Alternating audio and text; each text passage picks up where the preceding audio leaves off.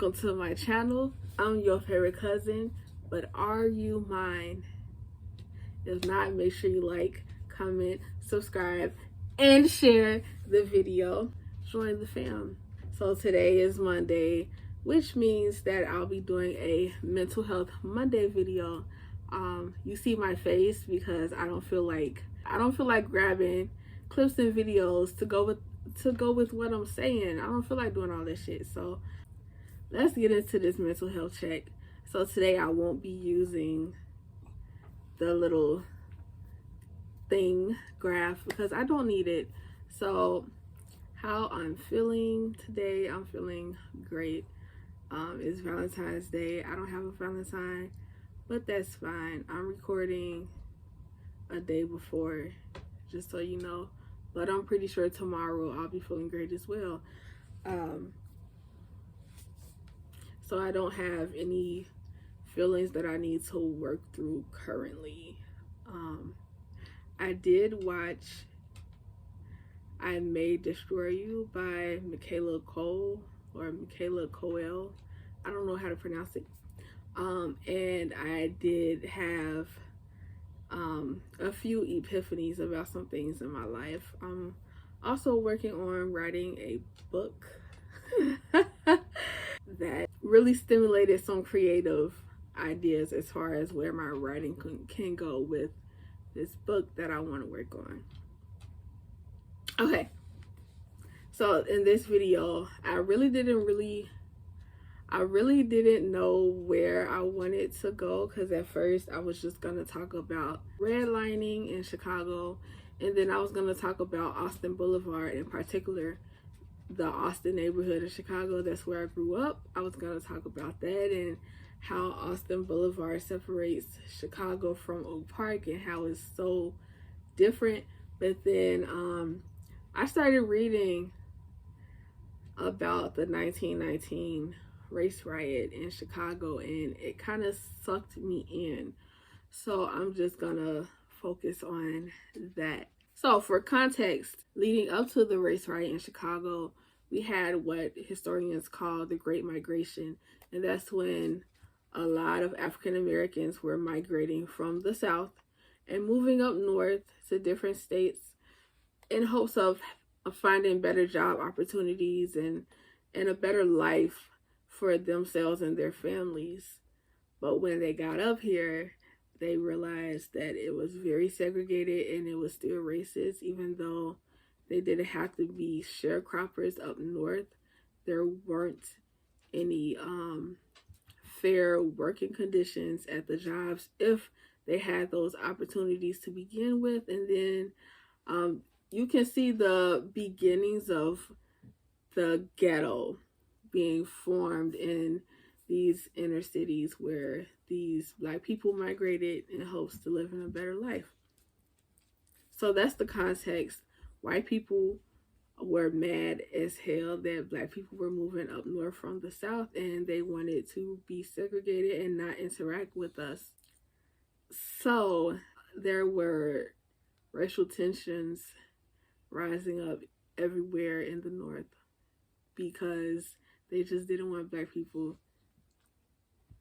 in their neighborhoods. So that's the context. The actual story.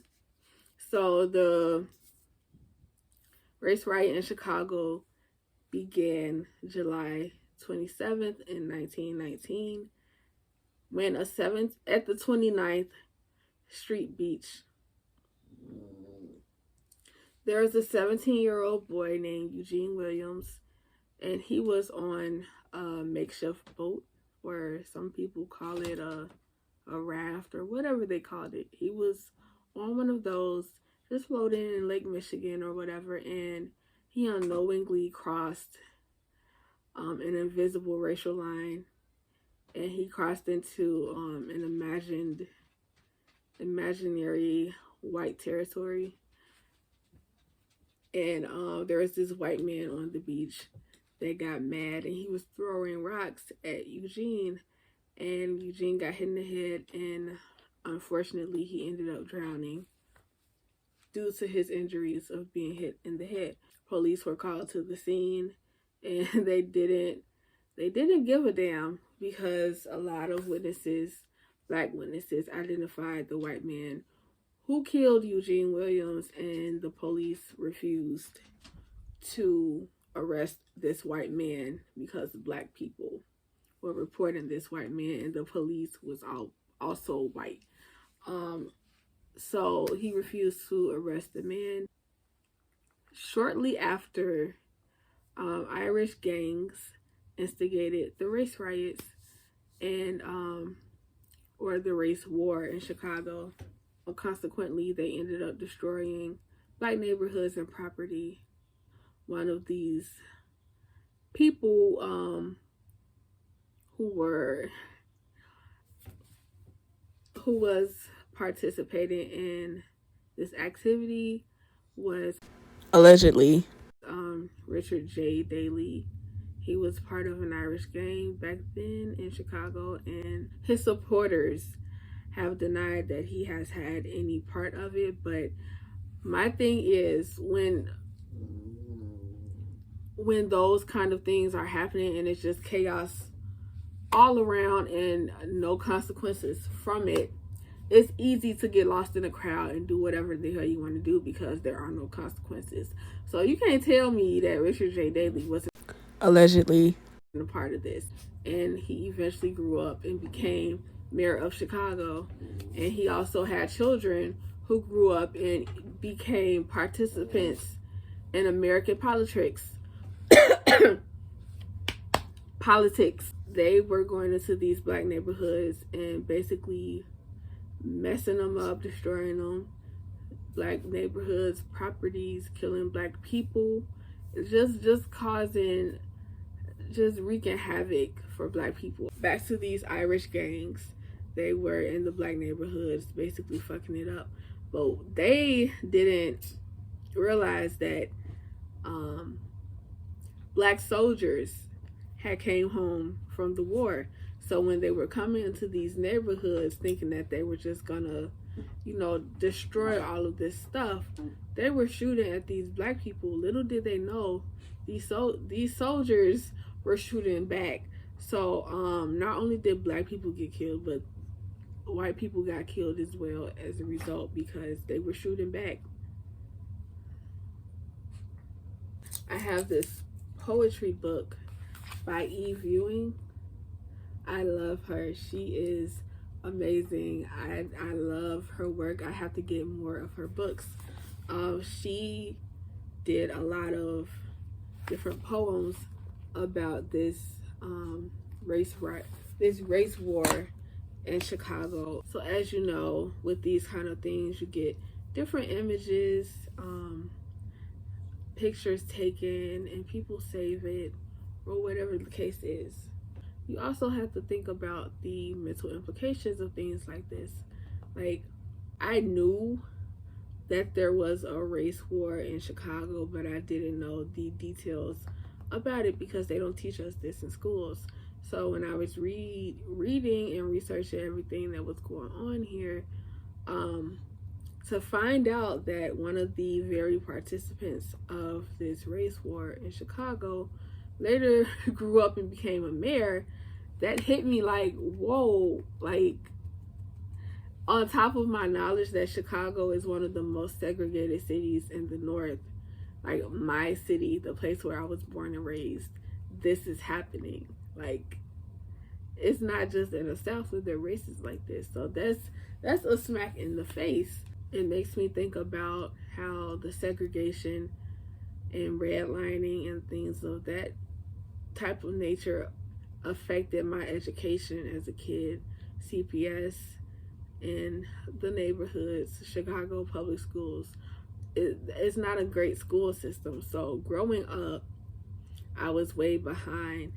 So when I moved out of Chicago, the little knowledge that I did have, I took that to the suburbs, or the far out cities like DeKalb, Sycamore.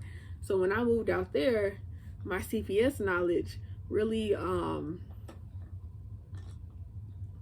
set me apart from the other kids. It was very obvious that I was way behind, that I wasn't at the pace of knowing things that I should know. So when you're in school, you know, the teacher, they call you out and be like, hey, Brittany, what's the answer? And then everybody looks at the new black girl in this white town. They would correct you. So in Chicago, all the kids said O instead of 0.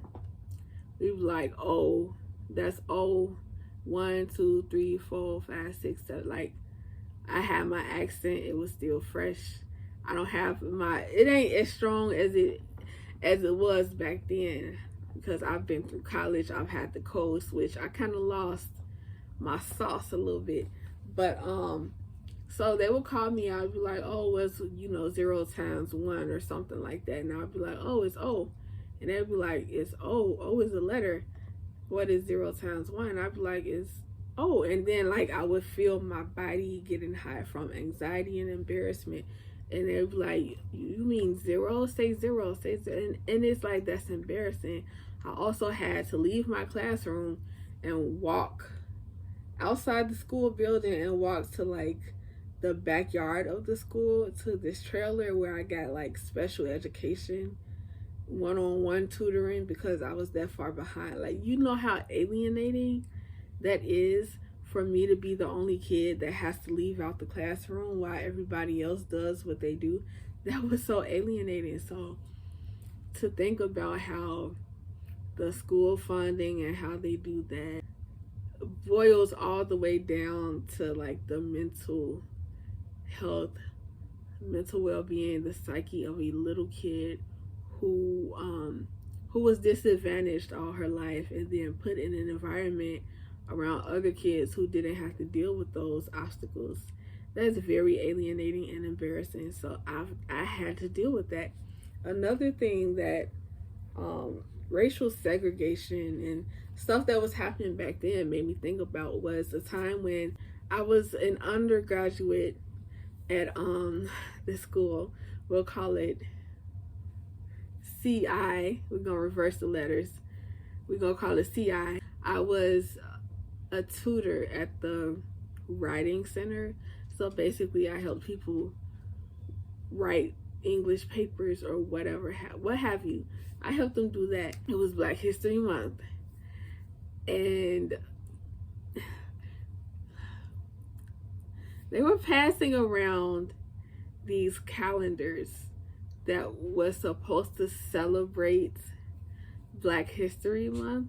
When you opened up the calendars, every month was an image of like fountains that said white only.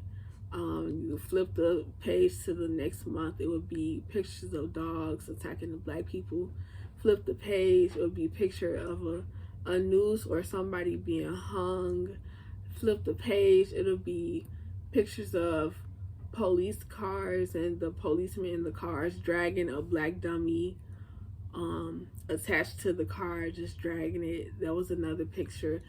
My boss thought it was a good idea to get a hold of this calendar that celebrated Black history, you know. She thought it was a good idea to get this calendar and hang it up in the writing center. And I was like, oh, hell no. And she had it open, hanging on the wall. And I was just looking at this calendar every day. I would come in and I would get pissed off. Like, why the hell is this hanging up in here? Like, and that's when I was like on my rah-rah. Like, I was really, you would have thought I was like a real Black Panther back then. But like, I would come in and just like, I would be helping people work on their papers in this Black History Month. So everybody wants to focus on Black history, and I'll be working on these papers, and some of the students either thought it was stupid that they even had to do the paper to begin with, and then I would look up and see this calendar, and it just drove me nuts. It just drove me nuts. So I asked my boss to take it down, and she didn't want to. She's like, no, why would I take it down? Like, it's celebrating Black history. And I'm like, as a Black person, I'm telling you now that it's not celebrating Black history. I don't want to look at this when I go to, like, I tried to talk to this lady. And tell her, like, yo, like, as your favorite black student, I'm telling you now, like, this isn't good to have hanging up, especially during Black History. Like, I don't want to see this. I don't want to work in an environment where I have to look at this. And she's like, I'll just leave it up. I think it's important that we show the good and the bad of what happened back then. And I was like, all right, I tried to tell you once. I tried to tell her twice. I tried to talk to her again, same conversation. She didn't want to take the fucking calendar down. And it's like, I know you got other fucking calendars you can hang up in this goddamn office. Like, find another fucking calendar. And she didn't want to find another calendar. So I just quit. I quit. Told her I could not do it. And I tried to talk to her once. I tried to talk to her twice. And she didn't listen to me. My feelings weren't validated.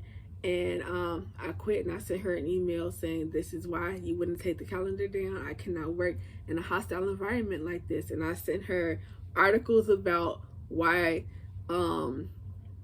certain images like that, how it affected the psyche of black people. It's like, I sent her all the articles she needed to see, everything she needed to read to educate herself. And I told her, yo, I'm not coming back to work. Like, I quit. Like, I'm a senior. I think I was a senior. Like, I'm a senior anyway. I'm getting ready to graduate. Like, I don't need this right now. So I just up and quit. Like, you didn't want to listen.